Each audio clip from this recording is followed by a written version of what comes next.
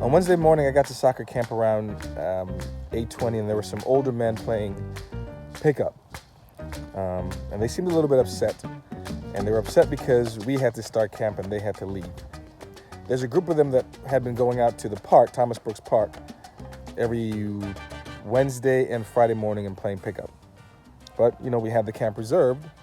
The kids were starting to show up, and so they had to leave. They were upset about it. I stopped and talked to a couple of them. One of them I talked to in Spanish because I heard his accent.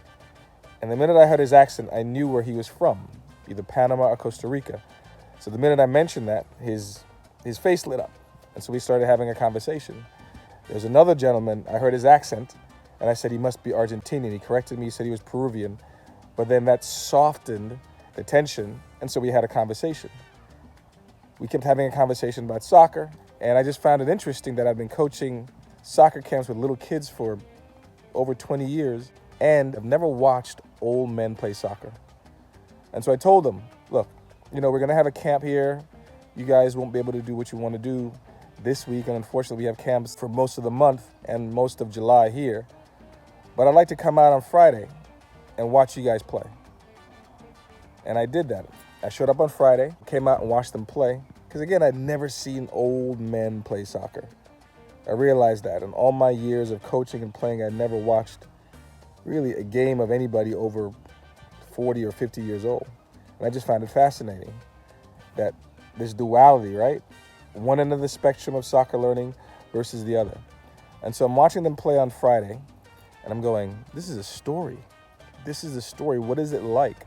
What do you think about soccer past 50 or 60? How has the game impacted your life?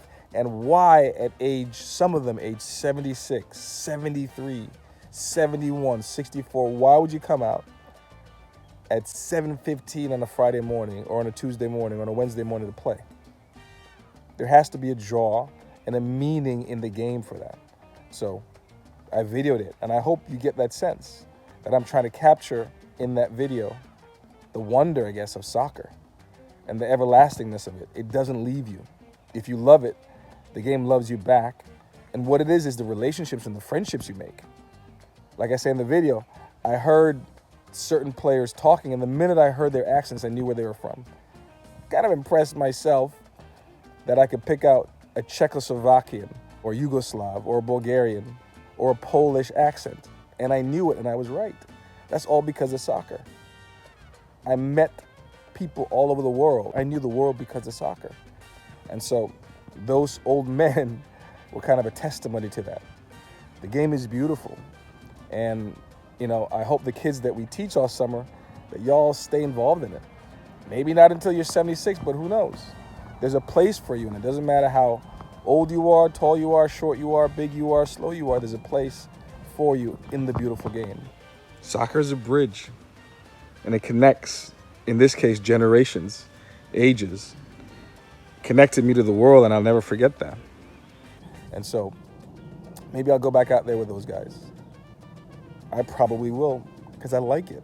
I like just the idea that the game is everlasting. And I hope anybody out there who enjoys it, find the time to keep playing. Fall in love with the game over and over again. Those guys have. And it doesn't look like they're going to stop. And you shouldn't either. The game is beautiful. Enjoy it.